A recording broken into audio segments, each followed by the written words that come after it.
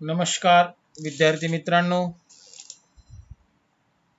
मी Ingole GS माझी शाळा अभिनव Vidyavihar high school Purna जिल्हा परभणी. माझ्या या 40व्या पॉवर पॉइंट प्रेझेंटेशन मध्ये मी सर्वांचं मनपूर्वक स्वागत करतो. वेलकम. आज आपण वर्ग 10वी गणित भाग 2 प्रकरण 3 सर्कल वर्तुळ या प्रकरणाचा अभ्यास करणार आहोत. सर्वप्रथम आपण वर्तुळ कशाला म्हणतात, वर्तुळाची डेफिनेशन काय आहे ते पाहू.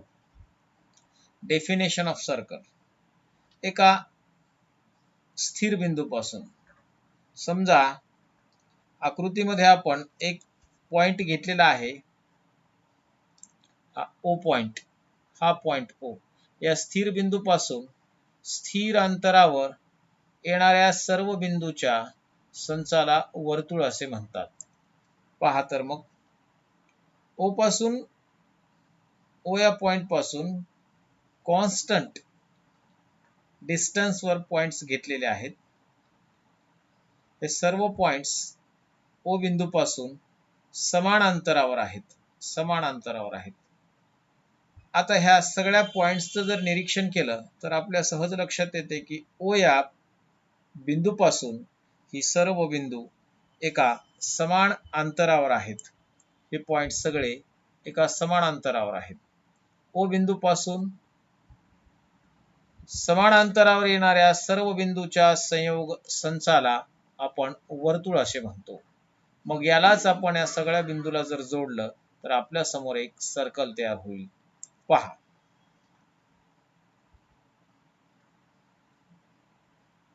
मग वर्तुळ म्हणजे काय आहे? बिंदूचा संच आहे. डेफिनेशन मध्ये काय सांगितलं तुम्हाला? एका स्थिर बिंदूपासून स्थिर अंतरावर येणाऱ्या सर्व बिंदूच्या संचाला सर्कल असं म्हणा. The set of points in a plane which are equidistant from a fixed point in the plane is called the circle. Pah. The set of points in a plane which are equidistant from a fixed point in the plane is called the circle. एका constant, एका fixed बिंदूपासून constant अंतरावर येणारे सर्व, म्हणजे equidistance, समान अंतरावर येणाऱ्या सर्व बिंदूच्या संचाला वर्तुळ असे म्हणतात. आता या वर्तुळामध्ये असणाऱ्या काही महत्वाच्या टर्म्सचा आपण अभ्यास करू. Some terms related with circle. एक सर्कल काढू, त्याला एक फिक्स्ड पॉइंट ओ पासून काढलेलं सर्कल आहे. आता या फिक्स्ड पॉइंटला काय म्हणायचं? सेंटर म्हणायचं. फर्स्ट टर्म काय दिलाय?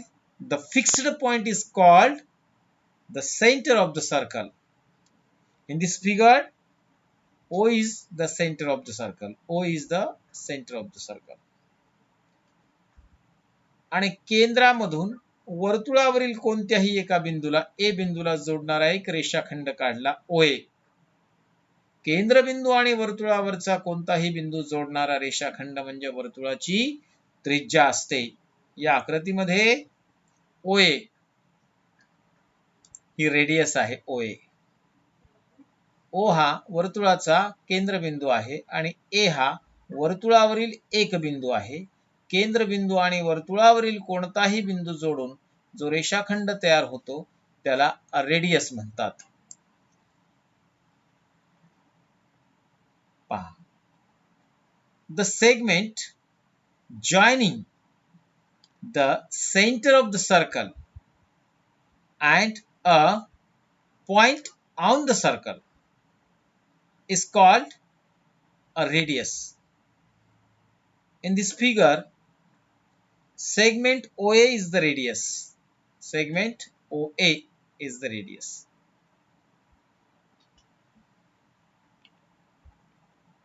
त्रिज्येला परत एक व्याख्या आहे. ही झाली सेगमेंटच्या रूपातली व्याख्या. दुसरी, त्रिज्या म्हणजे अंतर सुद्धा असते. केंद्रापासून वर्तुळावरील कोणत्याही बिंदूपर्यंतचं अंतर म्हणजे त्रिज्या असते आणि ती त्रिज्या इंग्रजी वर्णमालेतील स्मॉल आर अक्षराने दाखवली जाते. मग दुसरी डेफिनेशन काय आहे? The distance of a point on the circle from the centre of the circle is also called the radius of the circle. पहा, वर्तुळाच्या केंद्रबिंदू आणि वर्तुळावरील कोणताही बिंदू, समजा वर्तुळाचा केंद्र O आहे आणि वर्तुळावर हा A बिंदू आहे.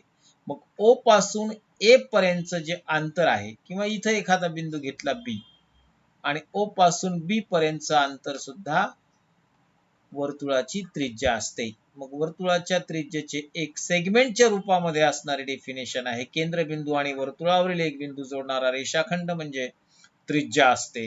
आणि दुसरं त्याच्या अंतरावर त्याची डेफिनेशन आहे, केंद्रबिंदू आणि वर्तुळावरील बिंदू या दोन्ही मधलं डिस्टन्स म्हणजे रेडियस असतं. The distance of point on the circle from centre of the circle is also called the radius. It is denoted by small R. आता वर्तुळावर कोणतेही दोन बिंदू घेतले, त्याला नाव दिलं P आणि Q. वर्तुळावरील कोणत्याही दोन बिंदूला जोडणाऱ्या रेषाखंडाला काय म्हणायचं? त्याला म्हणायचं chord. In this figure PO is the chord. लक्ष द्या इकडं, PO is the chord. P आणि Q हे वर्तुळावरील दोन बिंदू आहेत आणि वर्तुळावरील दोन बिंदूंना जोडणारा जो रेषाखंड असतो त्या रेषाखंडाला वर्तुळाची जीवा म्हणतात. त्याला इंग्लिश मध्ये कॉर्ड्स म्हणतात. Cord. PO is the chord. The segment joining any 2 points on the circle is called the chord of the circle. वर्तुळाची जीवा कशाला म्हणायचं? वर्तुळावरील कोणतेही दोन बिंदू जोडणाऱ्या रेषाखंडाला वर्तुळाची जीवा म्हणायचं, कॉर्ड म्हणायचं. In this figure, PQ is the chord. आता जी जीवा वर्तुळाच्या केंद्रबिंदूतून जाते, समजा मी वर्तुळावर परत एक बिंदू घेतला आणि त्या बिंदूतून केंद्रबिंदूतून जाणारी रेषा घेतली, रेषा म्हणजे जीवा घेतली RQ. RQ ही कॉर्ड आहे आपल्या कॉर्डच्या डेफिनेशन नुसार. R आणि Q हे वर्तुळावरील दोन बिंदू आहेत आणि त्या दोन बिंदूला जोडणाऱ्या रेषाखंडाला आपण जीवा म्हणतो. ही प्रथम जीवा आहे, पण जी जीवा वर्तुळाच्या केंद्रबिंदूतून जाते ती जीवा वर्तुळाचा व्यास असते, तिला डायमीटर म्हणतात. मग याची डेफिनेशन काय आहे? अ cord passing through the centre of the circle is called a diameter of the circle. त्याला वर्तुळाचा व्यास म्हणायचं. कोणत्या रेषाखंडाला वर्तुळाचा व्यास म्हणायचं?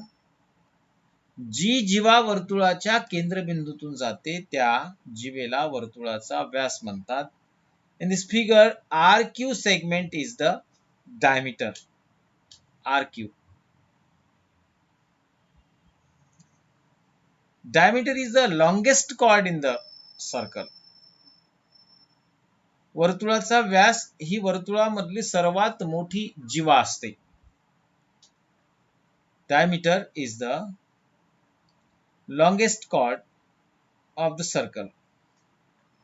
Diameter is twice of the radius. OR is the radius and OQ is also radius. मग दोन त्रिज्या मिळून एक व्यास तयार होतो. म्हणून आपण डायमीटरला असंही म्हणतो की diameter is the twice of the radius. म्हणजेच वर्तुळाचा व्यास हा त्रिज्येच्या दुप्पट असतो.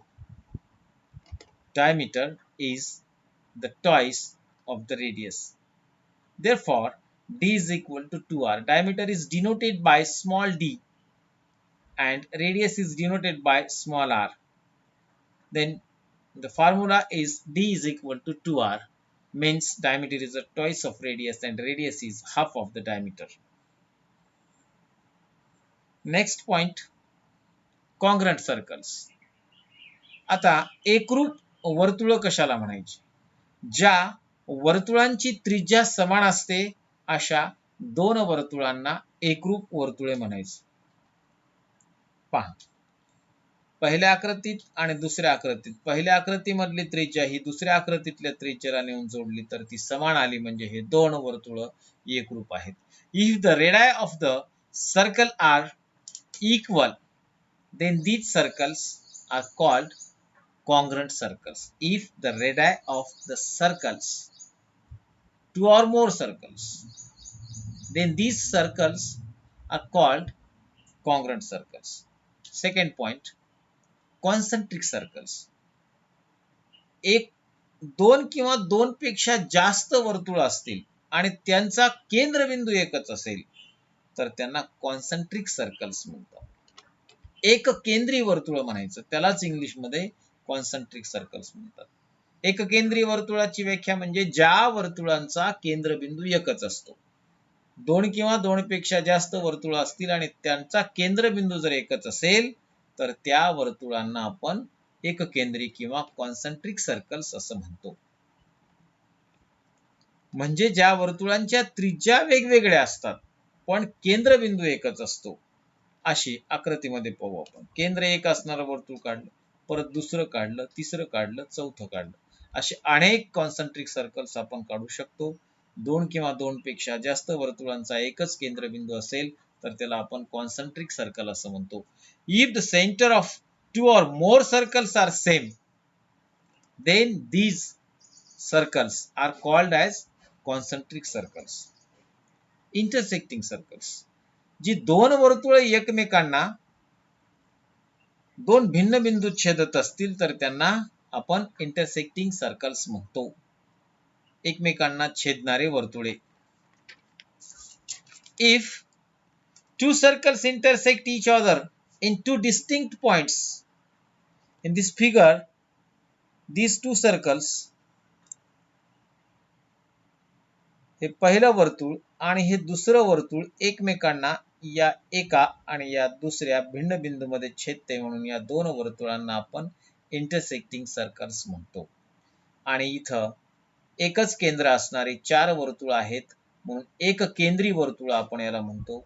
आणि या पहिल्या याच्यामध्ये दोघांचीही त्रिज्या समान आहे म्हणून याला कॉन्ग्रंट सर्कल्स असं आपण म्हणतो. पुढच्या स्लाइड मध्ये आपण पुढचा मुद्दा पाहू. Circle passing through 1, 2 or 3 points. एका बिंदूमधून किती वर्तुळ काढता येतील, किंवा दोन भिन्न बिंदूमधून किती वर्तुळ काढता येतील, किंवा तीन बिंदूमधून किती वर्तुळ काढता येतील, असा हा मुद्दा आहे. तर पहिल्यांदा आपण एक पॉइंट घेऊ. पॉइंटला नाव दिलं ए. या पॉइंट मधून जाणारी वर्तुळ काढण्यासाठी मी त्याच प्रतलामध्ये एक दुसरा बिंदू घेतला, त्याला नाव दिलं पी. आता पी ला मी केंद्र मानलं आणि ए एवढी त्रिज्या घेतली. या आकृतीमध्ये आपण आता लक्षात घ्या, ए हा बिंदू घेतलेला आहे आपण, एक बिंदू आहे, 1 पॉइंट. आता या बिंदूमधून किती वर्तुळे जातील हा विचार करायलो. मग त्याच प्रतलामध्ये दुसरा एक बिंदू मी पी घेतला आणि याला केंद्र मानून ए एवढी त्रिज्या घेऊन एक वर्तुळ काढलं. पहा ते वर्तुळ कसं निघते. पी केंद्र असणारे एक वर्तुळ ए बिंदू मधून गेलं. आता मी नंतर दुसरा एक पॉइंट घेतला त्याच प्रतलामध्ये आणि त्या पॉइंटला नाव दिलं क्यू. क्यू केंद्र घेतला आणि पहा क्यू केंद्र घेतला आणि क्यू ए एवढी त्रिज्या घेऊन मी दुसरं वर्तुळ काढलं. क्यू ए एवढी त्रिज्या घेतली आणि परत तेही ए बिंदू मधून गेलं. नंतर मी तिसरा पॉइंट घेतला आर. आर ए एवढी त्रिज्या घेतली. कोणती? आर आणि ए एवढी त्रिज्या घेतली आणि मग तिसरं वर्तुळ काढलं मी, ते पण ए बिंदूतून गेलं. मग ए बिंदू व्यतिरिक्त जर त्या प्रतलामध्ये मी असंख्य बिंदू केंद्र मानले आणि ए एवढा अंतर घेऊन जर वर्तुळ काढत राहिलो तर अनंत वर्तुळ आपल्याला या एका बिंदूमधून जाताना दिसतील. म्हणून infinite circles passing through any one point. एका बिंदूमधून असंख्य वर्तुळे काढता येतात. आता आपण पाहू 2 बिंदूमधून किती वर्तुळे काढता येतील. एक बिंदू घेतला ए आणि दुसरा एक बिंदू घेतला बी. आता मी तुम्हाला असा प्रश्न जर विचारला की ए आणि बी या 2 बिंदूमधून वर्तुळ किती जातील. अनेक विद्यार्थी काय सांगतात की एक वर्तुळ काढता येईल ए आणि बी मधून असं सरळ. पण 2 भिन्न बिंदूमधून सुद्धा असंख्य वर्तुळे काढता येतात. आता कशी काढता येतात ते पाहू. ए आणि बी या 2 बिंदूला जोडणारा एक तुटक रेषाखंड मी काढलेला आहे. आता या रेषाखंडाचा लंबदुभाजक काढू. लंबदुभाजक दाखवण्यासाठी राईट अँगल दाखवायचा आणि याचे 2 समान भाग झाले म्हणून दाखवायचे. मग ही जी रेषा आहे ती ए आणि ए बी या रेषाखंडाचा लंबदुभाजक आहे. आता या लंबदुभाजकावर घेतलेला कोणताही बिंदू ए आणि बी पासून समदूर असतो. आपण इयत्ता 9वी मध्ये परपेंडिक्युलर बायसेक्टर थिअरम मध्ये अभ्यासलेला आहे. लंबदुभाजकावर येणारा प्रत्येक बिंदू हा त्या रेषाखंडाच्या अंत्यबिंदूपासून समदूर असतो. मग या लंबदुभाजकावर किती बिंदू असतील? असंख्य बिंदू असतील. मग या लंबदुभाजकावरचा जर प्रत्येक बिंदू मी केंद्र मानला आणि ए किंवा बी एवढा अंतर घेऊन वर्तुळ काढलं तर ते वर्तुळ 100% ए आणि बी या 2 बिंदूमधून जातं. मग एक बिंदू घेतला मी पी. पी ला केंद्र मानून ए बी मधून जाणारं वर्तुळ काढलं. दुसरा बिंदू घेतला मी खालच्या बाजूला क्यू. क्यू ला केंद्र मानून ए बी मधून जाणारं दुसरं वर्तुळ काढलं. असे असंख्य बिंदू मी त्या लंबदुभाजकावर पी क्यू या लंबदुभाजकावर घेऊ शकतो आणि त्या लंबदुभाजकावर येणाऱ्या बिंदूला मी केंद्र मानून ए एवढं किंवा बी एवढं अंतर घेऊन वर्तुळ जर काढली तर ए आणि बी मधून जातील. म्हणून 2 भिन्न बिंदूमधून सुद्धा असंख्य वर्तुळे काढता येतात. Infinite circles passing through any 2 distinct points. कोणत्याही 2 भिन्न बिंदूमधून असंख्य वर्तुळ काढता येतील. आता 3 बिंदूमधून किती वर्तुळ काढता येतील? पहिल्यांदा आपण जर विचार केला तर बरेच जण म्हणतात 3 बिंदूमधून एक वर्तुळ जाईल किंवा काहीच जाणार नाही. पण काही जण म्हणतात एक. पण इथं 3 बिंदूचा आपल्याला विचार करताना 2 प्रकारे विचार करावा लागेल. एक तर ते 3 बिंदू एक रेषेमध्ये असताना आणि नंतर ते 3 बिंदू नयक रेषीय असताना. Collinear and non collinear points पाहिजेत. मग पहिल्यांदा मी 3 पॉइंट्स एका रेषेमध्ये घेतो. ए, बी आणि सी हे 3 बिंदू एक रेषीय आहेत. मग या 3 बिंदूमधून एखादं वर्तुळ काढता येईल का? अशक्य आहे. मग जर 3 बिंदू एक रेषीय असतील तर त्या 3 बिंदूमधून एकही वर्तुळ काढता येत नाही. No circle can pass through 3 collinear points. 3 एकरेषीय बिंदूमधून एकही वर्तुळ काढता येत नाही. मग 3 नैकरेषीय बिंदू घेतले बी आणि सी, ए बी सी. आता या 3 बिंदूमधून एखादं वर्तुळ काढता येते. 3 नैकरेषीय बिंदूमधून एखादं वर्तुळ काढता येते का ते पाहू आपण. पहिल्यांदा मी बी सी जोडला, नंतर ए बी जोडला आणि नंतर ए सी जोडला आणि एक ट्रायंगल काढला. आणि आपण इयत्ता 9वी मध्ये अभ्यासलेला आहे त्रिकोणाला परिवर्तुळ असते. म्हणजे त्रिकोणाच्या 3 शिरोबिंदूमधून एक वर्तुळ काढता येते. मग इथं एक वर्तुळ आपण काढू आणि हे वर्तुळ काढण्यासाठी आपल्याला याचा केंद्रबिंदू जर शोधायचा असेल तर या त्रिकोणाच्या कोणत्याही 2 बाजूंचे लंबदुभाजक काढा. लंबदुभाजकाचा छेदनबिंदू हा त्या वर्तुळाचा किंवा त्या त्रिकोणाच्या शिरोबिंदूतून जाणाऱ्या वर्तुळाचा किंवा त्या त्रिकोणाच्या परिवर्तुळाचा केंद्रबिंदू असतो. म्हणून आपण या आकृतीमध्ये only 1 circle can pass through 3 non collinear points. परत एकदा लक्षात घ्या, एका बिंदूतून असंख्य वर्तुळे जातात, 2 भिन्न बिंदूतून सुद्धा असंख्य वर्तुळे जातात. 3 एकरेषीय बिंदूमधून एकही वर्तुळ काढता येत नाही आणि 3 नैकरेषीय बिंदूमधून फक्त आणि फक्त एकच वर्तुळ काढता येते. आज आपण इथं थांबू.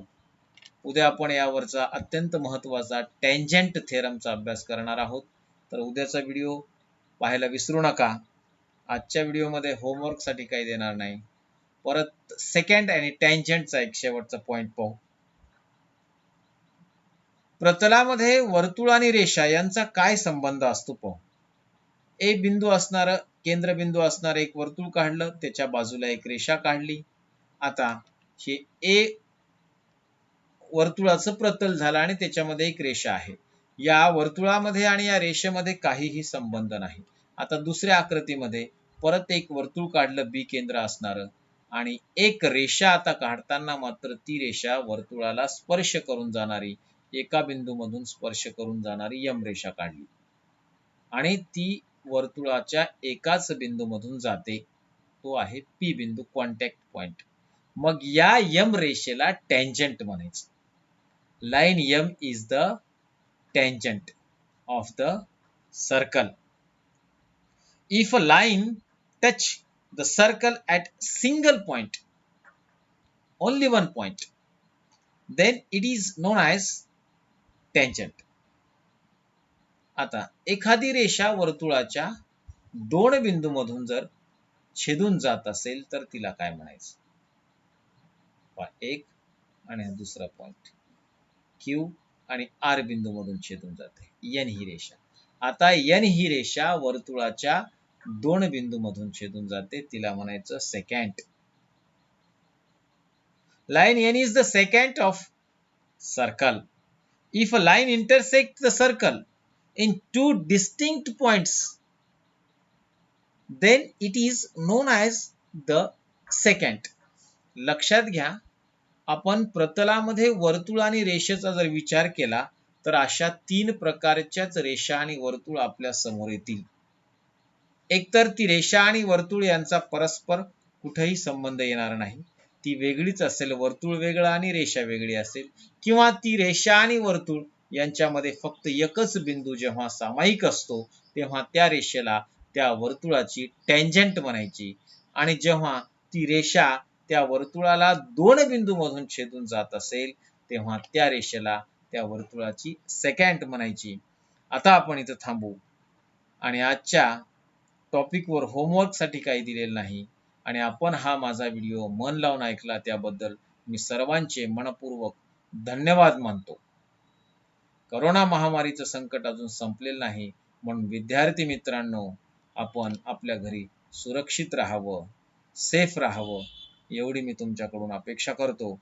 आणि कुठल्याही कारणास्तव बाहेर जर जायचं असेल, खूप महत्त्वाचं काम असेल तर मास्कचा वापर करावा, सॅनिटायझरचा वापर करावा, घरी आल्यानंतर स्वच्छ हात धुवावेत आणि सोशल डिस्टन्सिंगचं समाजामध्ये पालन करावं. कारण आपल्या शहरामध्ये आता पेशंटची संख्या झपाट्यानं वाढत आहे, म्हणून शक्य होईल तेवढं आपण आपल्या घरी सुरक्षित राहावं, सेफ राहावं. Stay home, stay safe. पुन्हा भेटू. थँक्यू. धन्यवाद.